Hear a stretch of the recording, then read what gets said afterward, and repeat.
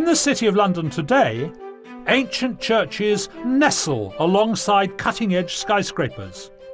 This is the oldest part of our capital, but it's also a thriving modern financial district. How did it come to be like this? The city has been the centre of trade since the earliest times, and this was so important that during the Middle Ages the king gave it the right to run its own affairs. This combination of wealth and power was to have an enormous impact on the way the city developed. Built in the 1400s, the Guildhall was the political and economic heart of medieval London. The name comes from the Anglo-Saxon word guild, which means payment, so citizens would probably have come here to pay their taxes. It was also the meeting place for the men that ran the city. They were businessmen, drawn from the trade guilds or livery companies. There was one for every type of trade within the city, and you can still see from the street names where each one was based. Here inside the Guildhall are displayed the coats of arms and the banners of the 12 great livery companies. They have a strict order of precedence, and this has caused some fierce arguments, especially between the skinners and the merchant tailors. The skinners' banner is right opposite me there, and the merchant tailors up above me here. Eventually, they agreed to alternate between number 6 and number 7, and that's said to be the origin of the phrase at 6s and 7s. The guilds were responsible for quality control in their trades, the medieval equivalent of trading standards. At the Guildhall, they kept official standards of weight, volume and length so that you could check you weren't selling customers short. Here, set firmly into the wall, are a set of standard measures: 1 foot, 2 feet, and the imperial yard. This was set here after Parliament defined the imperial yard in 1824. It was really important for the guilds to get their weights and measures right, and there were severe penalties if anyone tried to cheat. For example, if a baker undersold a customer, he was liable to be hauled around the city with the offending loaf tied round his neck. So very often the bakers would chuck in an extra loaf when he had made a dozen to give you 13 for the baker's dozen. The Guildhall has taken a bit of a battering over the years, and the roof has been replaced several times. When it was bombed in the Second World War, they decided to replace it with Collie Weston slate. Now, this isn't normal slate at all. This is actually slices of limestone coming from a special quarry in Northamptonshire. And what they do is they dig lumps of rock out of quarries, out of the ground, and they leave them out in freezing weather so that the frost gets in and starts them splitting. I met David Ellis, who's been a slater for 54 years, to show me how it's done. And so this one's been out in the frost? Yes. Could I have a go at splitting it? You can. There's a little tiny piece there, look, that's very thin and it's got nicely frosted away. That section there. Look. Oh, hey! Look at that. You haven't taken, that's just fallen off? Well, that's just as it came. So the water's got in, and the frost has simply pushed that slice off? That's right, yeah. David made me his apprentice for the day, and I set about making my first slate. Go on, nice and sharp. That's it. Nice and gentle. Shoving the little wedge pieces into the joint. So I'm not trying to split it. You're not forcing it. You're just wedging it gradually apart. Right. So very gently. That's it. 5 minutes of training, even from a master, does not a slater make. But after rather a lot of chopping... Look. Let me just give a little tap. Success! There. Hey, I've made a slate. No, you haven't made a slate yet. Haven't I? No. Oh. Look at that lovely... I've made a big slate. Look at that, it's a lovely colour, isn't it? Right. Now, what we do... Yeah. We get the largest slate we can out of that piece of stone. Right. Because we don't want to waste it. No, obviously. Right. It doesn't matter what length it's going to be. It doesn't matter what width. It's just we want the biggest piece of slate we can find. I decided my apprenticeship was over and left the shaping of the tile to the expert, who made it look easy. Nice strong wrist.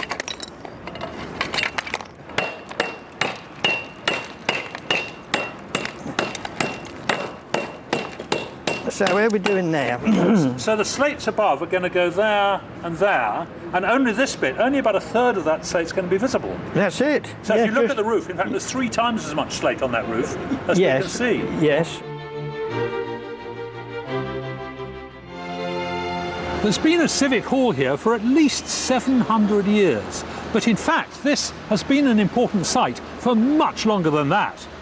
You see the black circle, all that black stone all the way around, that marks the boundary of Roman Londinium's amphitheatre.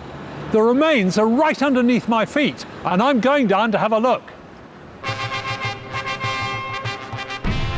By the early 2nd century, Londinium was famous for its wealth of traders, and it was about then that this stone amphitheatre was built. This was an important place for Roman Londoners. They would have come here for big meetings, as well as animal fights, executions, and even gladiatorial combats. Blood was considered great entertainment. This place sat around 6,000 spectators. That's more than the Royal Albert Hall, and a good proportion of the entire population of Londinium at the time. Hang on a sec, chaps. Before you kill yourselves, that looks very hard work to me. Now tell me, who were the gladiators? Initially prisoners of war, and then sometimes wealthy thrill seekers, and sometimes people did it to pay off their debts, or not. Oh, I see. Yeah, okay. So if you won, you got the money, and if you lost, nobody cared much. Exactly, yeah. Because you weren't there anymore. Exactly. Oh, that's quite a good idea. Well, certainly is. Fairly good idea, yes. Yeah, on principle, yeah. So what sort of gladiator are you? I'm a secutor gladiator. A secutor? And a pursuer or chaser. Right. And this is a secutor helmet. Right. Smooth. Guy weighs a ton. It does, yeah. The average weight, I reckon, of the gladiatorial helmet is 2 to 3 times heavier than the average Roman soldier's helmet. But you're not meant to be out there for very long. Oh, I see. And the sword, you have a lot of slashing, yeah. A lot of hacking and slashing blows, because a modern audience expects to see a little bit of that. But we think, from the sparse evidence we do have, that thrusting blows are much more common. Ah, so it was all this? Much more thrusting blows. Okay, yeah. and none of this stuff at all? Probably occasionally, but much more in the way of thrusting blows. Yeah. So, suppose you were fighting like this, would it necessarily have been a fight to the death? Not always. An experienced gladiator would be quite expensive. We know that some gladiators were stitched up by surgeons, and but some gladiators obviously had to face the inevitability that they would die. But we also know that people were just sent into the arena to die. They were butchered in the morning. It was almost like a warm-up act. Oh, God. Horrible thought. Yeah, exactly. Right. So, with luck, one of you might stay alive. At least one of you might stay alive today. Well, I hope so. You know, I have to drive home to Basel, and so... well, yeah, you wouldn't do that very well dead, would you? No. Oh, well, good luck. Thank you very much. I hope you survive. Cheers. Cheers. Thanks a lot. Thank you. All right, carry on, chaps. Thank you.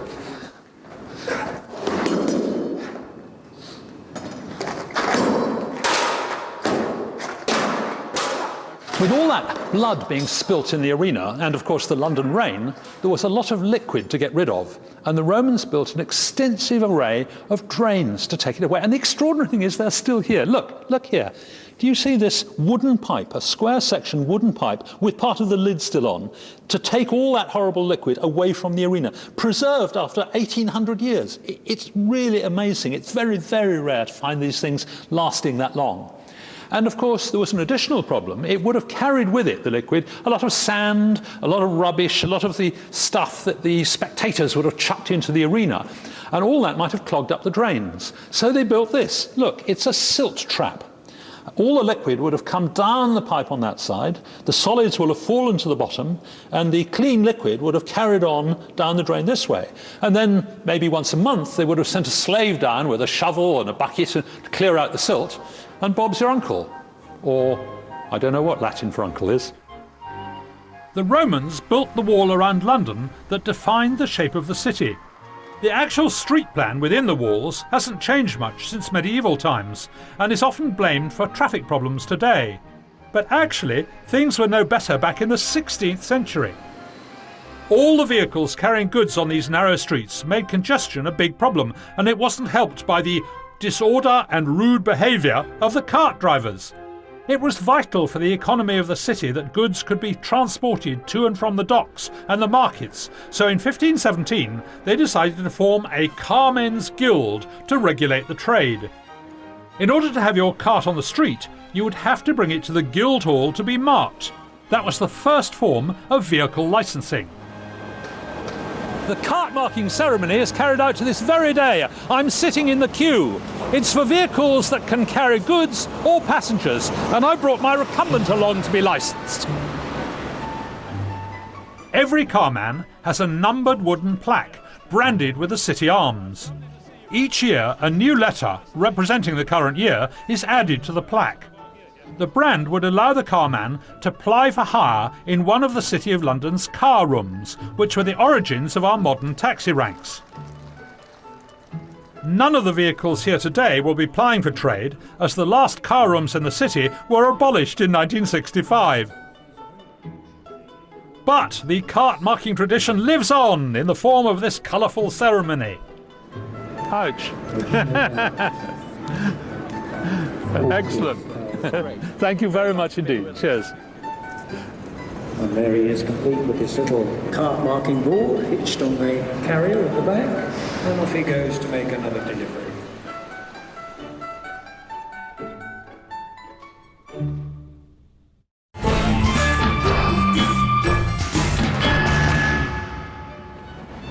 London is the financial capital of the world, and most of the activity takes place here in the square mile of the city. The city has been a centre of business for centuries, and some of the old institutions, such as the livery companies, still have an important role to play.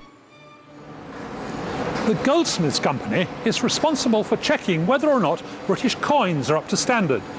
They do that every year at a ceremony held here at Goldsmiths Hall.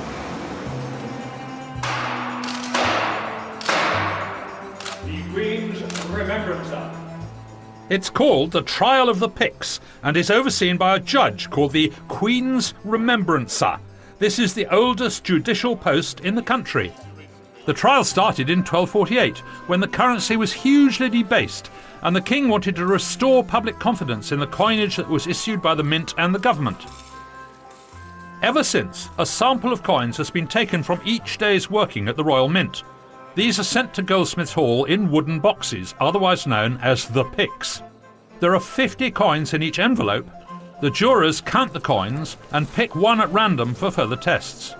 A simple task, you might think, but this is a legal trial, so every aspect needs to be taken very seriously.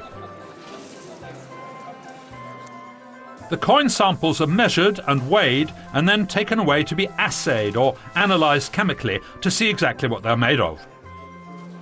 Today the jury gave a verdict of satisfactory, so you can spend your coins with confidence for yet another year.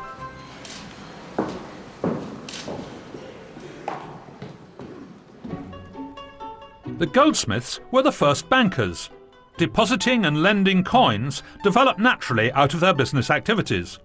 But by the end of the 17th century, it became clear that we needed a national bank, and this was founded in 1694. And here I am, inside the Bank of England. This is the oldest and grandest part of the bank, the parlours. This, the courtroom, dates back to 1774.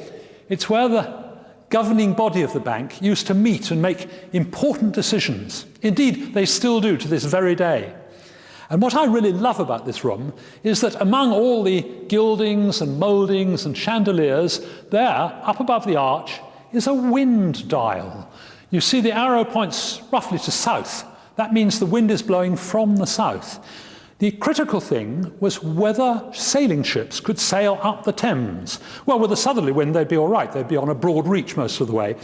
And that would affect commodity prices and interest rates. It was an early market information system. Wonderful. As the bank's business grew, its building had to grow too. Sir John Soane was the first architect to face the challenge of housing a large commercial concern. Instead of building upwards, as we do today, he built out, eventually covering a site of 3.5 acres. Round the whole thing, he built this curtain wall, and for maximum security, he built it with no windows at all. which meant that inside everything had to be lit with skylights, and it's a bit gloomy, all the staff complained. But the fact is that this curtain wall did its job. Nobody has ever climbed into the building over it, which is why we can say that things are as safe as the Bank of England. Although there is a story that somebody did get in from below.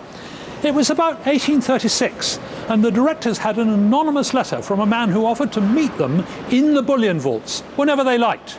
Well, at first they thought it was rubbish, but eventually they were persuaded to go down there one evening. And they were waiting for just a few minutes when they heard a noise and a chap popped up through the floorboards. He was a sewer man, and he discovered an old drain that ran directly underneath the floorboards. They were so impressed that he hadn't nicked all the gold that they rewarded him £800 for his honesty. I wonder if I could try something like that.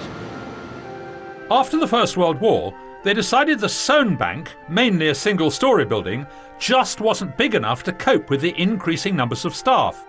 Everything within the curtain walls was demolished and rebuilt. The new building went 3 floors down and 7 floors up. And if you look down this wonderful staircase, I hate heights. You can see at the bottom there's a bit of Roman tiled pavement. It's another reminder of the wonderful history of the city. This staircase itself is fascinating. If you look underneath, you'll see there's nothing holding it up. It's just stuck into the wall. I get quite worried walking down these, thinking the whole thing's going to collapse. It's said to be the longest cantilevered staircase in Europe, and Sam Price here is going to explain to me how it works. So, Sam, you've got your own. We have.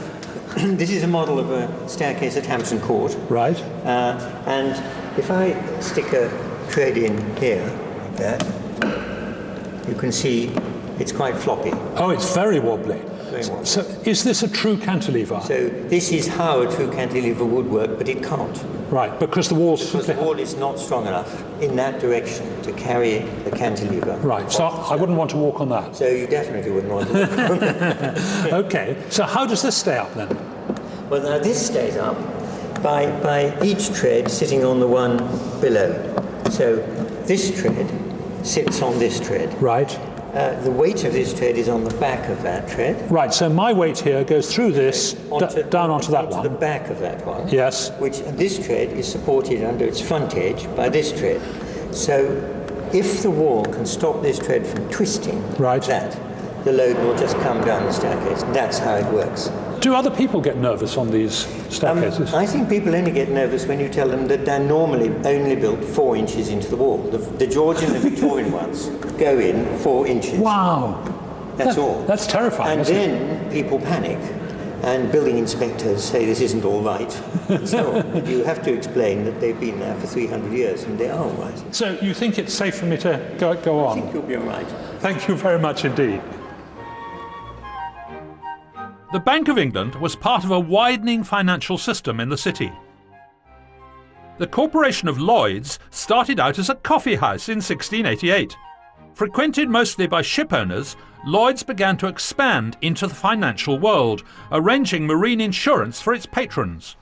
It's had various homes over the years, but since 1986, Lloyds of London has occupied this striking building at No. 1 Lime Street. During every hour, they do about £1 million worth of business. It's quite scary, really. In the middle of the room, there's a sort of throne, and the chap sitting there is called the waiter. That's from the coffee house days. And his job is to pass messages on a sort of tannoy system to the brokers. Above his head, you'll see there's a ship's bell. That's the Lutine bell from HMS Lutine, a ship that sank in 1799 with a cargo of gold and silver bullion. It was insured for £1 million with Lloyd's underwriters, and they paid the claim in full. Traditionally now, the bell is rung once for bad news and twice for good news. The building was designed by the Richard Rogers Partnership, who had also designed the rather unorthodox Pompidou Centre in Paris. You might imagine that a 340-year-old institution like Lloyd's would want a conservative and traditional building, but instead they asked for something that would be distinctive and would look to the future. I spoke to one of the architects, Mike Davis.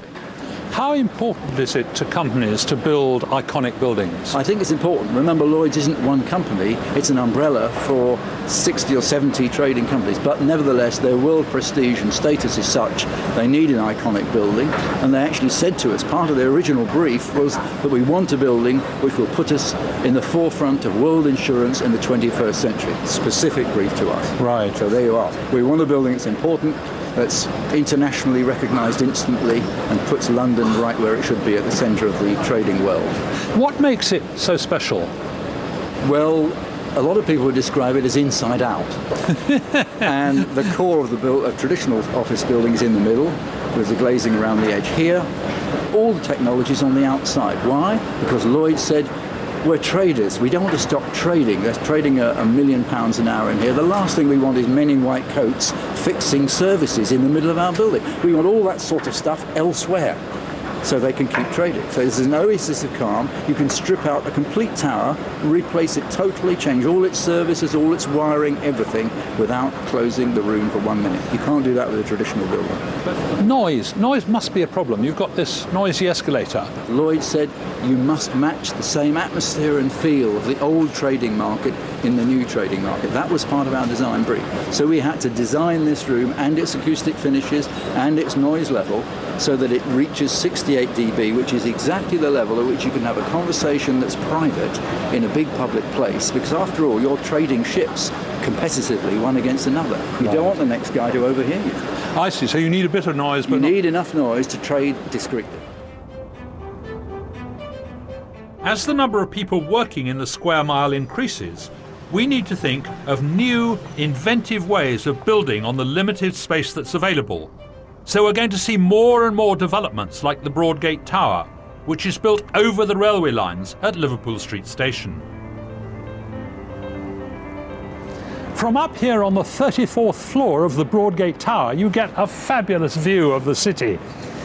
In the beginning, London was built for the merchants and the traders on the Thames, and the city has been run by business and finance ever since.